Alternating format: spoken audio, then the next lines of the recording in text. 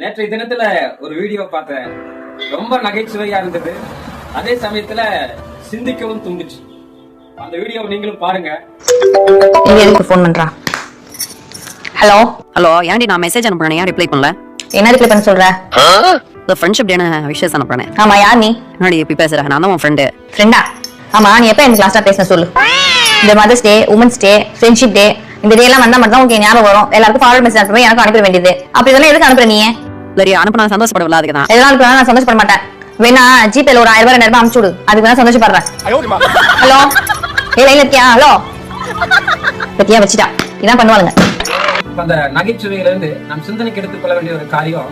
இன்னைக்கு நிறைய நேரத்துல நீங்களும் நானும் அப்படிதான் யோசிக்கிறோம்.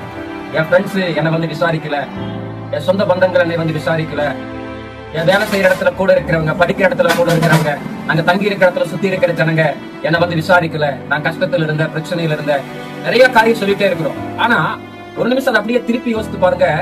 கனம் பண்ணுவது முந்திக் கொள்ளுங்கள் ஆண்டு சொல்லுகிறார். அவங்க விசாரிக்கல, அவங்க பார்க்கலன்னு சொல்லி ஃபீல் பண்ற நம்ம அவங்களை விசாரிச்சு இருக்கிறோமா? நம்ம அவங்களை போய் தேடி போய் பார்த்து இருக்கிறோமா? யோசிச்சு பாருங்க. நம்ம யாருமே போன் பண்ணி விசாரிக்கலன்னு கவலைப்படுறோம் நிறைய நேரத்துல. ஆனா நம்ம கிட்டயும் போன் இருக்கு.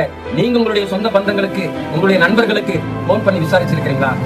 ரெண்டாவது காரியம், காசு கேட்ட உடனே டக்குன்னு போன வச்சுட்டாங்க.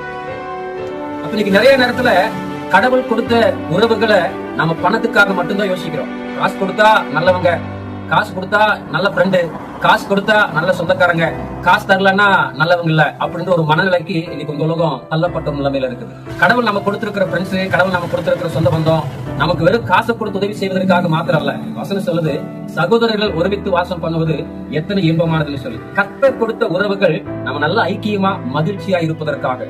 அப்ப காசு கொடுக்கவே கூடாதுன்னா கொடுக்கணும். வசனம் சொல்லுது, ஒரு சகோதரனோ சகோதரியோ குறைச்சலோடு கூட இருந்தா உங்ககிட்ட இருந்து சின்ன கொடுன்னு சொல்லுது. அதனால கொடுக்கணும், உதவி செய்யணும். ஆனா அந்த சகோதரனும் உதவி செய்ய முடியாத நிலையில இருந்தா, அவங்களும் தேவையோடு கூட இருந்தா, அவங்க கையில ஒண்ணு இல்லாம இருந்தா யோசிச்சு பாருங்க. அதனால அவர்களுடைய சூழ்நிலை என்ன என்பதையும் நீங்களும் நானும் நிதானித்துக் கொள்ளணும், அறிந்து கொள்ளணும். ஒரு பக்கமே இருந்து நம்ம மற்றவங்களை குற்றப்படுத்திக் கொண்டே இருப்போம்னு சொன்னா உறவுகள் இருந்து போகும், மகிழ்ச்சியா வாழ முடியாது. இதை கேட்டுக்கொண்டிருக்க அன்பான கடவுளை பிள்ளைகளை, இன்னைக்கு நீங்களும் நானும் கேட்டிருக்கிற யாராவது ஒருவர் உங்களுடைய உறவுகளை, உங்களுடைய நண்பர்களை, உங்களுக்கு கடவுள் ஈவாய் கொடுத்த அநேக சொந்த பந்தங்களை விசாரிக்கல, எனக்கு கொடுக்கல, உதவி செய்யலன்னு சொல்லி நீங்க நிராகரிச்சு வச்சிருந்தீங்கனாலோ, தள்ளி வச்சிருந்தீங்கனாலோ, ஆண்டவர் நீங்க உங்ககிட்ட சொல்றாரு, உன் கண்ணில் இருக்கிற உத்திரத்தை உணராமல் உன் சகோதரன் கண்ணில் இருக்கிற துரும்பை பார்க்கிறது என்னன்னு சொல்லி. அதனால நம்ம இடத்துல இருக்கிற குறைகளை நம்ம சரி செய்ய வேண்டும். நீங்க முந்திக்கோங்க, அவங்களை விசாரிக்க முந்திக்கோங்க, கனம் பண்ண முந்திக்கோங்க, கொடுக்க முந்திக்கோங்க. உங்களை விசாரித்து அவங்க ஆறுதல் படுத்துங்க, தேர்தல் படுத்துங்க. அந்த அன்பு மகிழ்ச்சியும் இருந்தாலே போது, அழிந்து போகிற ஆசைகள் ஒண்ணு இல்லாம போய். God bless you.